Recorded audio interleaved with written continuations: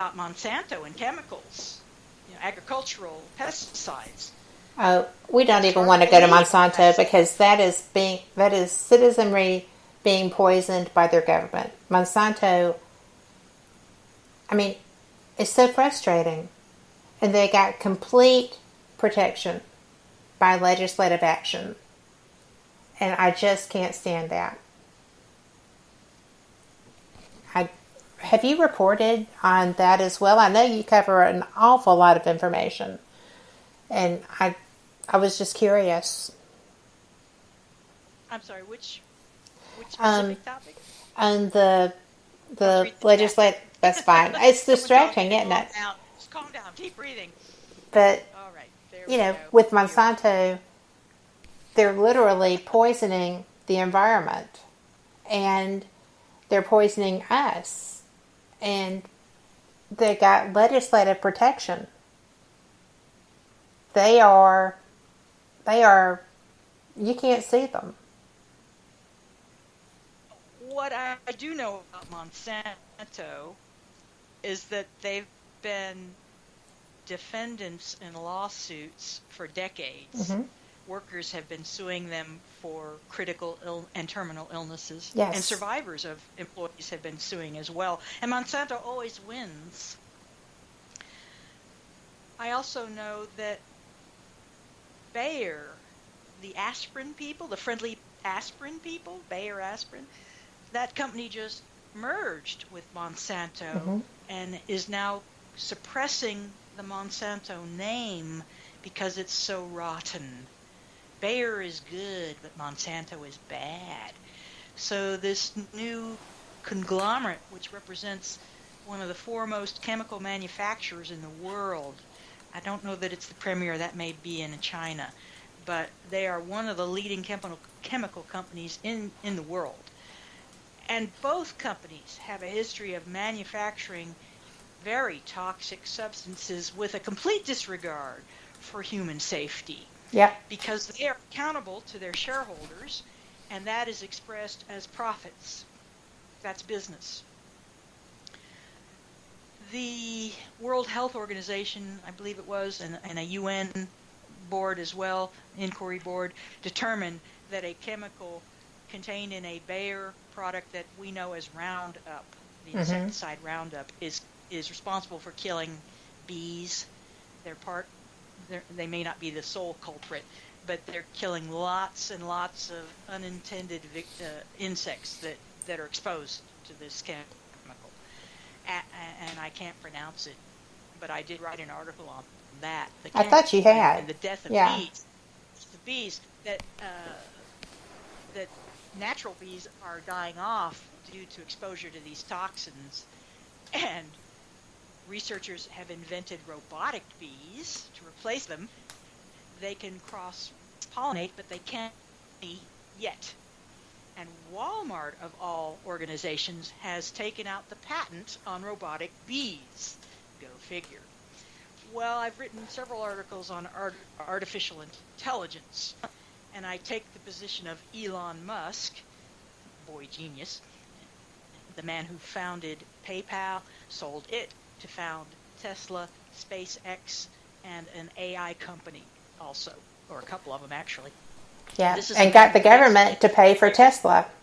So, Musk said not a smart. In 4 years, AI will threaten humanity. Yeah. If we don't make some rules right now about boundaries. They're not making rules, but we do need to go to break. We got these so, bees. Jean, real bees are gone. What else is going to be replaced by robots? I mean, that's a very cynical and limited way of thinking. And I'm a light worker. I want to stay positive and up. But you're going to have to do it after the break, Jean. We're going to break, and we'll be right back. Catch us on the flip side.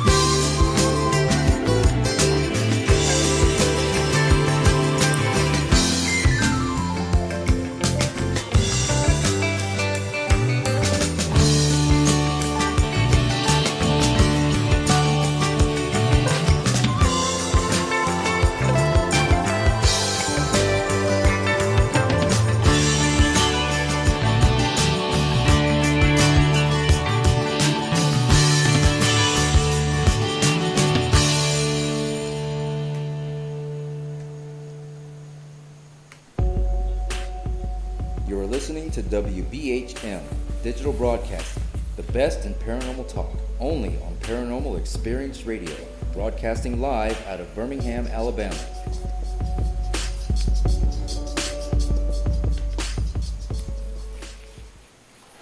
And with that said, we're back. And you're listening to Paranormal Experience Radio. I'm Kat, your host, and I'm joined by Claire Broida. Jean, I am so sorry to have interrupted you. Well, as you can see, I am a bit like a locomotive. I build up a head of steam, an old kind of locomotive. I build up a head of steam, it's hard to stop me. But what I was saying before the break was that I'm going to lighten my tone, because as a light worker, that's what I want to do, is counteract gravity. What we've been talking about, Monsanto, and some of the less savory aspects of consequences of the UFO cover-up. It's a bring down. It's a bummer. And as a light worker, I want to raise consciousness. I want to uplift. And I use levity or humor. A lot of people use levity to counteract gravity. And in physics, they're opposites. They mean the opposite things. Something that has levity is light, and something that has gravity is heavy. Light and heavy in terms of weight. So I think for the rest of our conversation, Kat, I at least am going to try to be a little more upbeat and positive and lighten up a bit here. Well, I am down with that.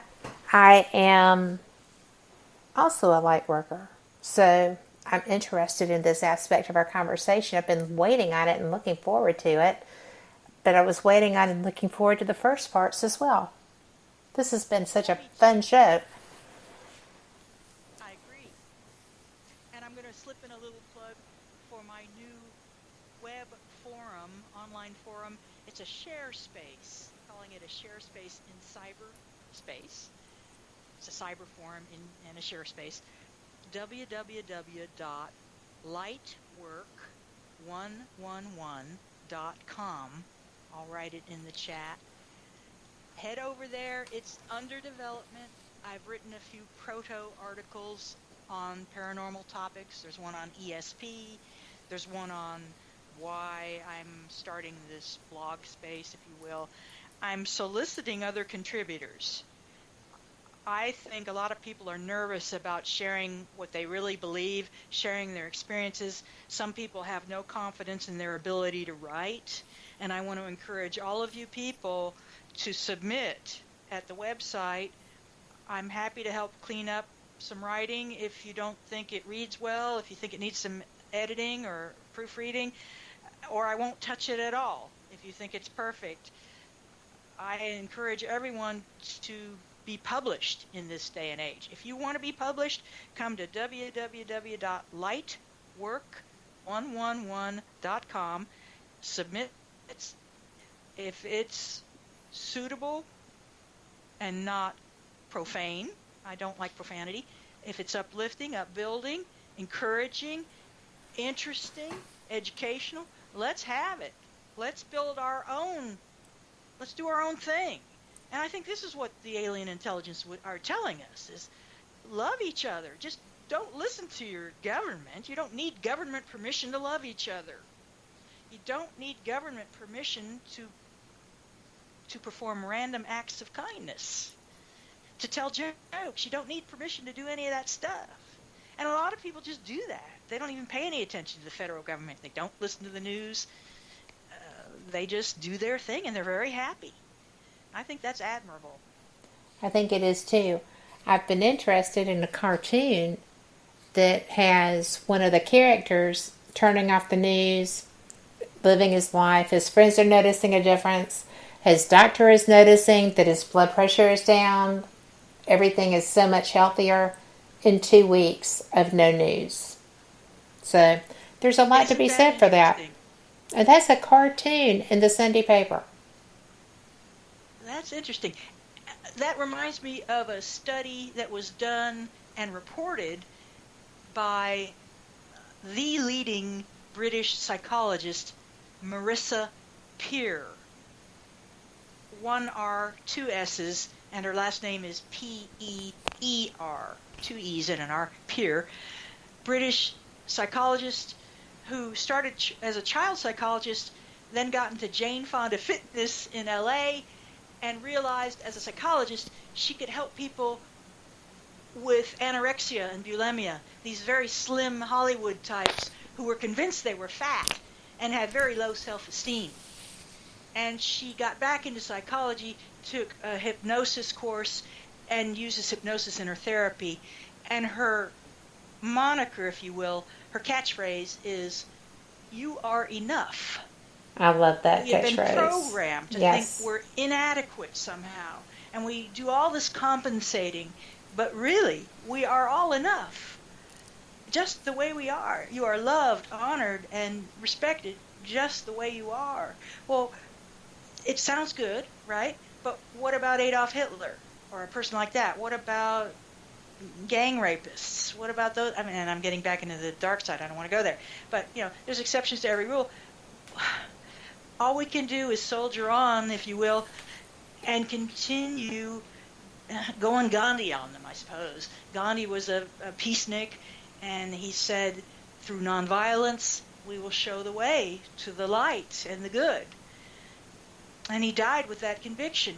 It's not clear we're going in that direction as a race, but what else can we do but keep trying to convince people to be nicer to each other, really, not just as a political agenda or a New Year's resolution. This year I'm going to be a nicer person. Yeah. No, smile to people when you're walking around. Smile to people you don't know at the grocery store. Smile at the gas station.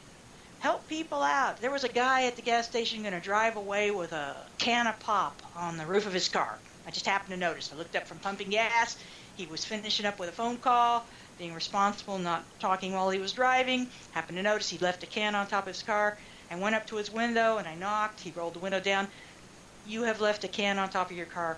Would you like me to get it for you?"